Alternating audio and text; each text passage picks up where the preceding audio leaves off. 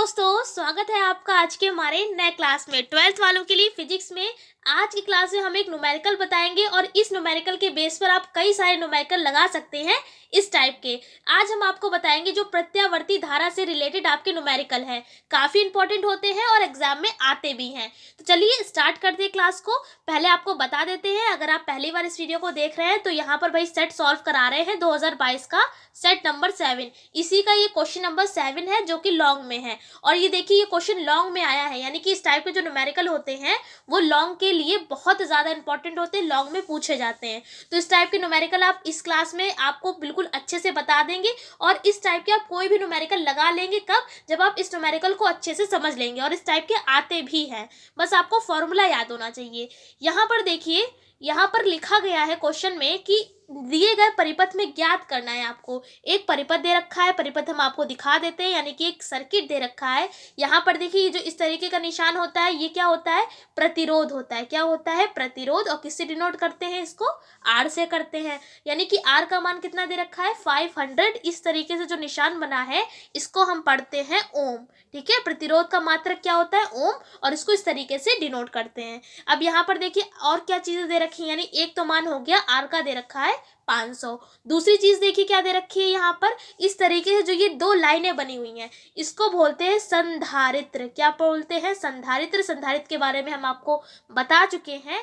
एक ऐसी समायोजन होता है जिसमें चालक का आकार में परिवर्तन नहीं करते हैं लेकिन उसकी मात्रा बढ़ा देते हैं, तो उसी को क्या कहते हैं, संधारित्र कहते हैं। और इस तरीके से किसी भी सर्किट में हम बनाते हैं इस तरीके से दो लाइनें करके। इसका मान कितना दे रखा है, 20 माइक्रोफैरड। ये जो इस तरीके से यू टाइप में बना हुआ है और इस तरीके से इसको पढ़ते हैं माइक्रो। क्या पढ़ते हैं, माइक्रो। और माइक्रो जब भी हटता है तो क्या लगता है, 10⁻⁻6 लगता है। तो यानी कि ये किसकी वैल्यू दे दी गई है, संधारित्र को भाई डिनोट करते हैं सी से, यानी कि ये धारिता की वैल्यू दे रखी है, सी की वैल्यू दे रखी है 20 माइक्रोफैरड। फैरड एफ यानी कि फैरड है, ये धारिता का मात्रक होता है। उसके बाद ये क्या है, हम आपको कई बार बता चुके हैं, जब भी इस तरीके से कई सारे फेरे लपेट दिए जाते हैं तो वो क्या कहलाती है, कुंडली कहलाती है। तो यहाँ पर भी ये कई सारे फेरे लपेट दिए गए तार के, तो कुंडली को किससे लिखते हैं, यहाँ पर ये कुंडली है और ये हेनरी है। देखिए मात्रक देख के ही हम किसी के नाम बता सकते हैं। हेनरी दे रखा है मात्रक, यानी कि ये एल का मान दे रखा है। हमने आपको पढ़ाया है स्व प्रेरकत्व और अन्योन प्रेरकत्व। तो स्व वाले को क्या कहते हैं, एल कहते हैं, एल से डिनोट करते हैं, यानी कि ये एल की वैल्यू दे रखी है 10 हेनरी। एच फॉर क्या है, यहाँ पर हेनरी है। ये क्या है, स्व प्रेरकत्व, यानी कि एल का ये मात्रक होता है। तो ये तीन चीजें इस क्वेश्चन में दे रखी हैं। सबसे पहले ये क्या दे रखा है, आर, ये दे रखा है सी, और ये क्या है हमारा एल, एल सी आर। यानी कि अगर हम बात करें, आपने पढ़ा होगा प्रत्यावर्ती धारा चैप्टर, तो उसमें आपने पढ़ा होगा एल सी आर सर्किट या एल सी आर परिपथ। तो एल सी आर परिपथ कैसा होता है, कुछ ऐसे ही होता है जिसमें एल भी होता है, सी भी होता है और आर भी होता है, तो वो क्या कहलाता है, एल सी आर परिपथ होता है। और इसमें देखिए सारे श्रेणी क्रम में जुड़े हुए हैं, मतलब सारे एक साथ हैं। एक साथ का मतलब क्या होता है, ये श्रेणी क्रम में जुड़े हुए हैं। फिर उसके बाद देखिए यहाँ पर एसी भी है। भाई प्रत्यावर्ती धारा है तो प्रत्यावर्ती धारा का कुछ सिंबल भी तो होगा। तो इस तरीके से जब हम ऐसे एक सर्कल बनाकर ये जो निशान लगाते हैं ये बताता है एसी का। एसी का मतलब क्या है, अल्टरनेटिंग करंट, यानी कि प्रत्यावर्ती धारा। और यहाँ पर वोल्टेज भी दे रखा है, कितना दे रखा है, 200 साइन 1000 टी, ये दे रखा है। ठीक है, ये क्या है, V का मान दे रखा है, पूरी इक्वेशन में दे रखी है, अभी हम आपको बताएंगे। अब यहाँ पर देखिए ये जो क्वेश्चन है हमारा जो आया है सेट 7 में 2022 के, यहाँ पर है साइन 1000 टी, कितना दे रखा है, 1000 टी। तो हम आपको बता दें यहाँ पर भाई थोड़ी सी मिसप्रिंट हो गया है, 1000 टी नहीं होगा, कितना होगा, 100 टी होगा। क्योंकि अभी हम आपको क्वेश्चन बताएंगे तो उसमें उन क्वेश्चन के अकॉर्डिंग अगर आप 1000 रखते हैं तो आपका आंसर आ नहीं पाएगा, इसीलिए मिसप्रिंट हुआ है। आप यहाँ से 1 0 को हटा दें, 100 टी ही रहेगा। तो हम जो सवाल लगाएंगे सर्किट का, तो यहाँ पर आपको 1000 की जगह पर हम 100 से लगाएंगे। ठीक है, तो आप याद रखें कि इसमें 1000 नहीं होगा, अगर 1000 होगा तो यहाँ पर आपका सवाल नहीं लग पाएगा। क्यों नहीं लग पाएगा अभी बताते हैं। क्या क्या चीजें आपको निकालनी है, सबसे पहले संधारित्रीय प्रतिघात। आपको पता होना चाहिए कि प्रतिघात को लिखते हैं x से, किससे लिखते हैं, एक्स से। धारितीय है तो क्या लगा देंगे, सी लगा देंगे, क्योंकि अभी हमने आपको बताया धारिता को किससे डिनोट करते हैं, सी से। प्रतिघात को करते हैं एक्स से, तो ये संधारितीय प्रतिघात है तो छोटा सा सफिक्स में सी लगा दिया, यानी कि एक्स सी निकालना है आपको पहले पार्ट में। दूसरा पार्ट क्या दे रखा है कि प्रेरकीय प्रतिघात, प्रतिघात आया है तो प्रतिघात का मतलब क्या है, एक्स। प्रेरकीय, प्रेरक का मतलब बता दिया एल, स्वप्रेरकत्व की बात करी गई है तो छोटा सा सफिक्स में एल लगा दिया। तो दूसरे पार्ट में आपको एक्सएल निकालना है। उसके बाद परिपथ की प्रतिबाधा, तो प्रतिबाधा को भाई लिखते हैं जेड से। हमने आपको जब ट्रांसफार्मर वाले सवाल लगाए थे तो हमने आपको बताया था कि जेड कहीं पर भी आता है तो जेड का मतलब क्या होता है, प्रतिरोध से ही होता है, ठीक है। लेकिन यहाँ पर हम क्या पढ़ते हैं, इसे प्रतिबाधा पढ़ते हैं, किससे डिनोट करते हैं, जेड से। तो थर्ड पार्ट में आपको जेड का मान निकालना है। उसके बाद देखिए धारा और वोल्टेज के बीच कलांतर, धारा यानी कि आई, वोल्टेज यानी कि वी, वी और आई के बीच कलांतर निकालना है। कलांतर का वही मतलब होता है फाई। तो फोर्थ पार्ट में आपको फाई का मान निकालना है। फिर वोल्टेज का वर्ग माध्य मूल मान, तो ये क्या होता है, वोल्टेज का मतलब क्या होता है, वोल्टेज का मतलब होता है V। फिर वर्ग माध्य मूल मान, इसके लिए हम लगा देते हैं RMS, आपको सफिक्स में लिख देना RMS। RMS का मतलब क्या है, R यानी कि रूट, M यानी कि मीन, S यानी कि स्क्वायर, यानी कि रूट मीन स्क्वायर, इसका मतलब है वर्ग माध्य मूल मान, आगे वैल्यू, ठीक है। तो जब भी अगर किसी का भी जैसे वोल्टेज का आ गया तो आपने यहाँ पर V लिख दिया, अगर कह दिया जाता है यहाँ पर हटा के धारा का तो आप लिख देते धारा की जगह यानी आई, और RMS वैसे ही रहेगा कब, जब हमारा वर्ग माध्य मूल मान होगा। इसकी स्पेलिंग क्या, हमारी फुल फॉर्म क्या हो जाएगी, रूट मीन स्क्वायर वैल्यू, ठीक है। क्यों लगाया, क्योंकि वर्ग माध्य मूल मान है। तो आपको बता दिया हमने, पहले पार्ट में एक्सी निकालना है, दूसरे पार्ट में एक्सएल, थर्ड पार्ट में जेड, फोर्थ पार्ट में फाई का मान, और फिफ्थ पार्ट में आपको VRMS निकालना है। अभी सभी के आपको फॉर्मूले बता देंगे, इसीलिए कहा है केवल इस वाले आप न्यूमेरिकल को समझकर इस टाइप का आप कोई भी न्यूमेरिकल लगा लेंगे। क्यों, क्योंकि इसमें केवल इतने ही फॉर्मूले यूज होते हैं, और आप जो भी आप सवाल लगाएंगे आपको बस फॉर्मूला याद रखना है, फॉर्मूला याद रखेंगे आप कोई भी न्यूमेरिकल लगा लेंगे, ठीक है। अब यहाँ पर आपको बताते हैं, यहाँ पर हमने ये बात क्यों कही कि ये 1000 से जो सवाल है वो नहीं लगेगा।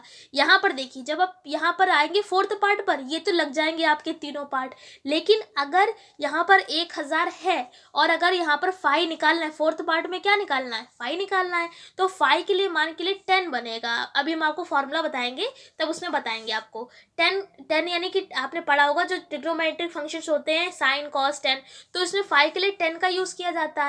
तो 10 में आपको किसी की वैल्यू चाहिए होती है। अगर आप 1000 रखते हैं, सारे वैल्यू में सारे मान 1000 रखते हैं, तो यहाँ पर आपका कुछ बनता है 19.9। तो भाई 10 में इसकी वैल्यू क्या होती है हमें तो नहीं पता है, तो इसीलिए यहाँ पर जाकर सवाल अटक जाता है, हिलक जाता है, तो इसीलिए 1000 से इस सवाल को नहीं लगाया जा सकता है। तो इसीलिए आपसे कह रहे हैं, थोड़ा सा मिसप्रिंट हो गया है क्वेश्चन में, आपको क्या करना है, यहाँ पर इस इक्वेशन में से 1000 हटाकर इस एक जीरो को हटा दीजिए, यानी कि केवल 100t ही होगा। आपके पास अगर अनसॉल्व है तो इस टाइप का क्वेश्चन आया भी हुआ है पहले भी, लेकिन उसमें 1000 नहीं था, तो इसलिए इसको भी आप सही कर लें। तो आई होप क्वेश्चन तो समझ में आ गया होगा। अब क्या करेंगे, सबसे पहले एक एक चीज़ को सॉल्व करेंगे, लेकिन उससे पहले हम क्या करेंगे, सबसे पहले हमने आपको कई बार बताया है कि क्वेश्चन में सबसे पहले जो गिवन है उसको लिख लेते हैं, यानी ये R, C और L, और फिर ये इक्वेशन, इसके बारे में लिख लेते हैं। तो ये देखिए दोस्तों, सबसे पहले जो क्वेश्चन में दे रखा था वो लिख लिया है, यानी कि L का मान, L क्या है भाई, स्वप्रेरकत्व है। इस तरीके से जो कुंडली बनी हुई थी उसका मान कितना दे रखा है, 10 हेनरी, या आप इस तरीके से हेनरी को H भी लिख सकते हैं। उसके बाद ये जो इस तरीके से दो लाइनें बनी हुई थी वो क्या बताता है, धारिता का मान, यानी कि C का वैल्यू दे रखी थी 20 माइक्रोफेरेड। ऐसे लिखना चाहे तो ऐसे लिख लीजिए, वरना माइक्रोफेरेड ऐसे भी आप लिख सकते हैं। अब हमने आपको बताया माइक्रो हटाते तो क्या लगाते हैं, 10⁻⁻6 लगाते हैं। फेरेड जैसा चल रहा था उसको हमने फेरेड ही रहने दिया, यानी कि C की वैल्यू आ गई 20 गुणे में 10⁻⁻6 फेरेड। उसके बाद R, ये जो इस तरीके से हमारा सर्किट में दे रखा था वो क्या होता है, प्रतिरोध R, इसकी वैल्यू कितनी दे रखी है, 500 ओम। ओम लिखना चाहे तो ओम लिख लीजिए, वरना इसका सिंबल बना दीजिए। उसके बाद ये हमको इक्वेशन दे रखी थी, ये 3 वैल्यू दे रखी है, फिर ये इक्वेशन दे रखी है, यहाँ पर देखिए 100 ही चलाया है, आप याद रखें इस चीज़ को।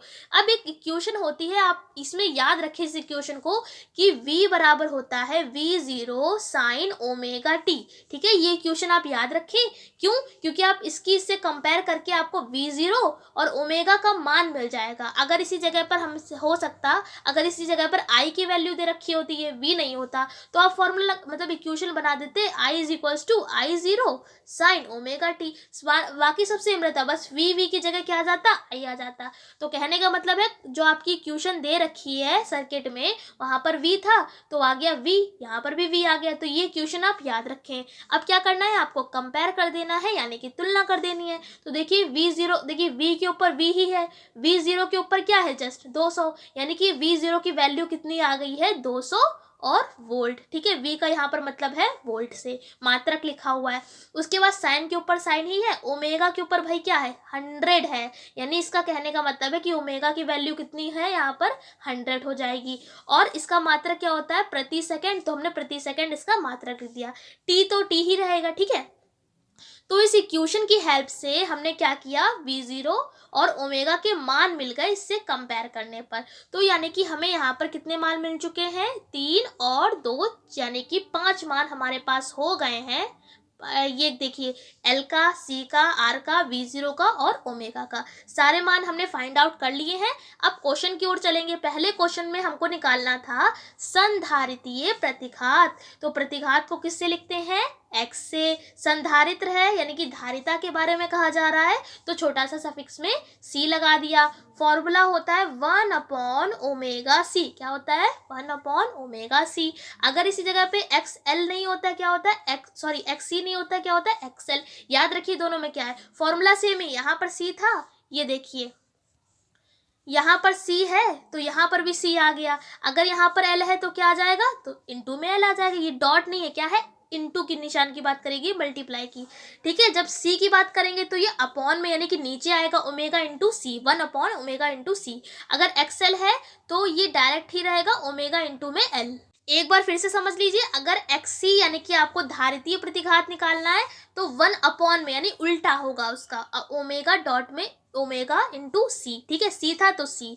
अगर आपको निकालना है प्रेरकीय प्रतिघात यानी कि XL, तो L तो रहेगा ही, लेकिन ये किस में रहेगा, आपके बिल्कुल सामने ही रहेगा, प्रोपोर्शनल रहेगा, डायरेक्टली प्रोपोर्शनल, ओमेगा इंटू में L। तो ये दोनों फॉर्मूले आप याद कर लीजिए क्योंकि अभी लगेंगे। पहले पार्ट में हमको निकालना है संधारितीय प्रतिघात यानी कि XC।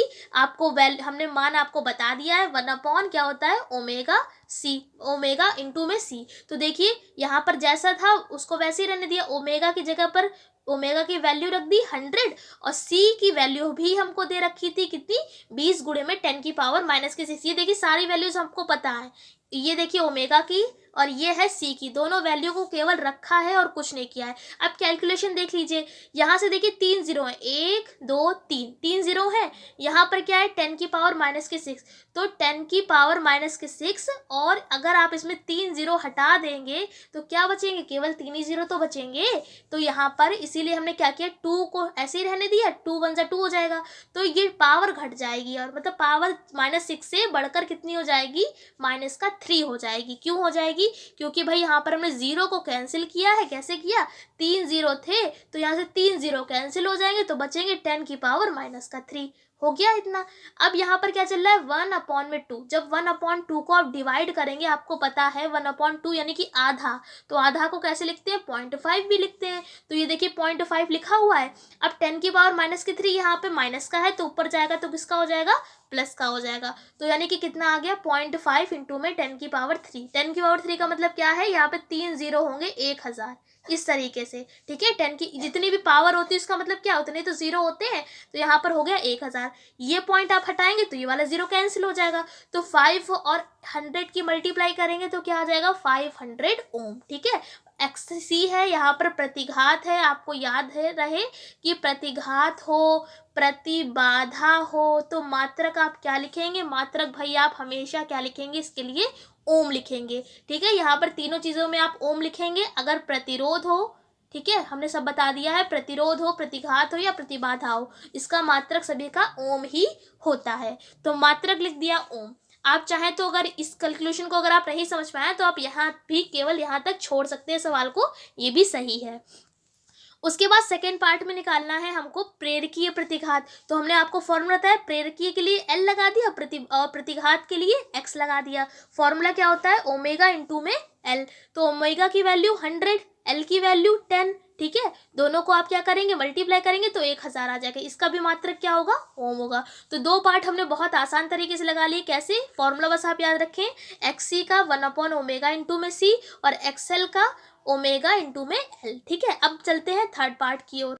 थर्ड पार्ट में हमको निकालना है प्रतिबाधा। क्या निकालनी है, परिपथ की आपको प्रतिबाधा निकालनी है, यानी कि Z का मान। तो इसका फॉर्मूला होता है R² माइनस का XL माइनस XC का स्क्वायर, और ये पूरी जो वैल्यू होती है वो होती है अंडर रूट में, ठीक है। तो ये फॉर्मूला भी अगर आप याद रखें, अगर हो सकता है आपके सर्किट में XL ना दे रखा हो या XC ना दे रखा हो तो आप उसको हटा दीजिए। जैसे कि मान लेते हैं अभी XC नहीं दे रखा है, तो फॉर्मूला क्या हो जाएगा, अंडर रूट में R² प्लस XL स्क्वायर, ये हो जाएगा। अगर हम मान ले XL नहीं होगा तो यहाँ पर XC का स्क्वायर हो जाएगा। यहाँ पर ये भाई परिपथ हम LCR पढ़ रहे हैं, तीनों चीजें होंगी, इसीलिए यहाँ पर ये पूरी वैल्यू आई है। आप जैसा सर्किट हो उसके अकॉर्डिंग आप फॉर्मूला बना सकते हैं। ओके, फॉर्मूला प्रतिबाधा का यही होता है। दोनों में से अगर कोई भी एक चीज है आप उसको भी लिख सकते हैं, फॉर्मूला हमने आपको बता दिया है। अब बस आपको डायरेक्ट फॉर्मूले में वैल्यू पुट करनी है। R की यानी कि प्रतिरोध की दे रखी है 500, स्क्वायर था तो स्क्वायर लगा दिया। उसके बाद XL की ये देखिए 1000 रखी है। उसके बाद XC की कितनी रखी है, 500 रखी है। जैसा बीच में माइनस चल रहा है माइनस भी लगा दिया, होल ऑफ स्क्वायर है होल ऑफ स्क्वायर भी लगा दिया। उसके बाद देखिए अंडर रूट जैसा था वैसा ही है, इसको भी वैसे ही रहने दिया, प्लस था उसको भी वैसे ही रहने दिया। 1000 में से 500 जाएगा तो कितना बचेगा, केवल 500, स्क्वायर था उसको भी वैसे लगा दिया। अब देखिए 500 500 दोनों जगह था तो हमने इसको कॉमन ले लिया, तो अंडर रूट में क्या बचेगा, यहाँ पर 1 बचेगा, यहाँ पर 1 बचेगा, तो 1 + 1 लिख दिया। 1 का स्क्वायर भाई 1 ही तो होता है, तो 1 + 1 बचेगा। 1 + 1 का मतलब क्या है, 2। अंडर रूट चल रहा था तो अंडर रूट लगा दिया, यानी कि आपकी Z की वैल्यू कितनी आ गई, 500√2 ओम। अभी हमने बताया प्रतिबाधा हो आपकी या प्रतिघात हो या प्रतिरोध हो, तीनों का मात्रक क्या होता है, ओम। तो आप इसका मात्रक भी लिखेंगे ओम। आपको पता होना चाहिए कि मात्रक लिखना बहुत इंपॉर्टेंट है। अगर आप मात्रक नहीं लिखेंगे तो एग्जामिनर आपका क्वेश्चन मतलब थोड़ा मार्क्स काट सकता है आपके मात्रक की वजह से, तो मात्रक लिखना कभी मत भूलिएगा। उसके बाद फोर्थ पार्ट में आपको निकालना है फाई। क्या निकालना है, धारा और वोल्टेज के बीच आपको कलांतर निकालना है, यानी कि phi is the find out. तो फॉर्मूला ये भी याद कर लीजिए, tan phi is equals to क्या होता है, XL माइनस का XC अपॉन में R, ठीक है।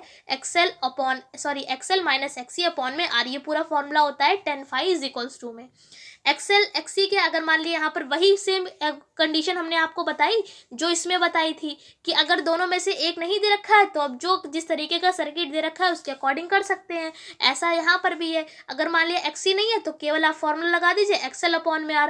अगर XL नहीं है XC है तो लगा दीजिए XC अपॉन में R, ठीक है। जैसा सर्किट होगा उसके अकॉर्डिंग आप वर्क करेंगे। यहाँ पर LCR है तो यहाँ पर दोनों ही होंगे, तो बस यहाँ पर भी वैल्यू रखेंगे। XL की थी 1000, ठीक है, XC की थी 500, तो डायरेक्ट यहाँ पर लिखा हुआ है 1000 में 500 जाएगा तो केवल कितना बचेगा, 500 बचेगा। R की वैल्यू पता है 500 बचेगी, मतलब 500 है दे रखी है, 500 से 500 चला जाएगा, कितना बचेगा 1, तो देखिए 1 लिखा हुआ है। अब हमने क्या किया ये भी देख लीजिए, यहाँ पर फाई ऐसे रहने दीजिए, 10 इधर जाएगा तो 10 इनवर्स हो जाएगा इस तरीके से। जब इधर वैल्यू जाएगी तो अपॉन में जाएगी, तो अपॉन जब ऊपर आता है तो माइनस का 1 पावर आ जाती है।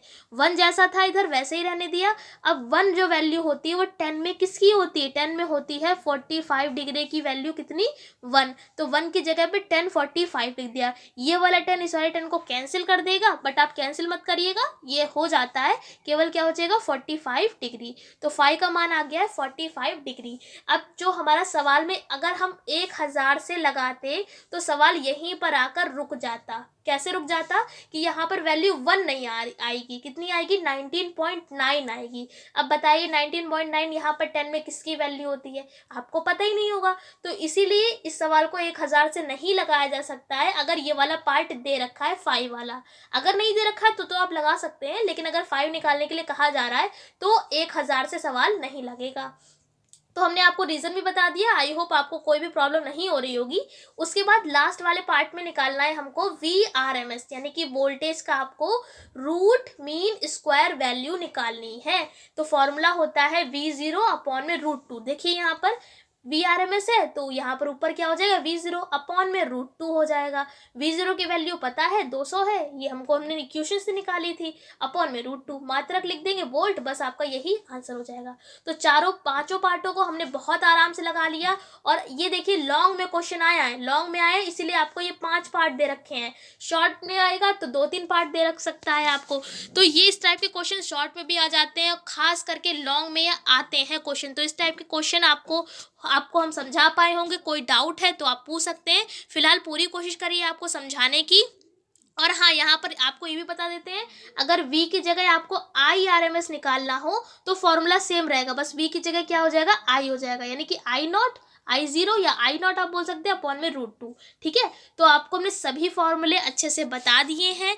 इस पूरी प्रत्यावर्ती धारा चैप्टर में केवल इतने ही फॉर्मूले हैं, इन्हीं के बेस पर आपको सभी न्यूमेरिकल जो है लगाने होते हैं। सभी फॉर्मूले आपके पास हैं, एक न्यूमेरिकल भी हमने आपको लगा दिया है जो काफ़ी इंपॉर्टेंट है और कई बार ये एग्जाम में आया हुआ है। इस न्यूमेरिकल को आप कई बार प्रैक्टिस करिए और आपको भी ये फॉर्मूले जो है वो लर्न हो जाएंगे। कोई डाउट हो तो आप पूछ सकते हैं। इस क्लास में इतने रखते हैं। वीडियो कैसी लगी कमेंट करके ज़रूर बताएं और वीडियो पसंद आए तो लाइक ज़रूर कर दीजिएगा। अगले क्लास में मिलेंगे अगले नए टॉपिक के संग। तब तक के लिए जय हिंद, जय भारत।